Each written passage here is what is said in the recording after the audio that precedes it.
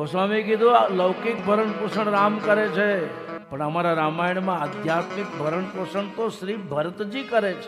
આ જગતમાં ભરતની તોલે આવે એવું એ કઈ પાત્ર જ નથી માણસ. આ હનુમાન જેવા હનુમાન પહેલી વખત જ્યારે રામને મળે ને તો પણ એને ભેટીને રામ શું બોલ્યા ખબર?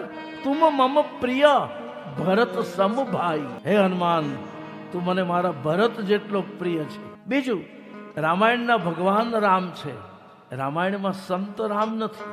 કોઈ જગ્યાએ રામની આગળ સંત શબ્દ આવે તો મને શોધી આપજો. રામાયણના રામ ભગવાન છે, પણ રામાયણનો સંત શ્રી ભરતલાલજી છે.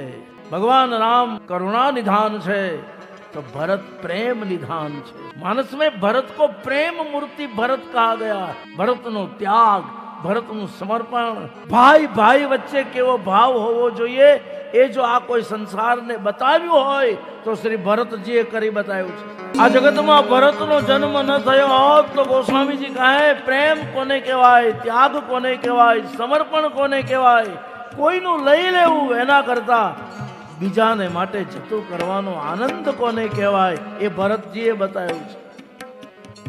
અને રામાયણનો અંતિમ ત્યાગ રામથી નથી થઈ શક્યો. ધ્યાન રાખજો, રામચરિત માનસમાં અંતિમ ત્યાગ તો શ્રી ભરતજીએ કર્યો છે.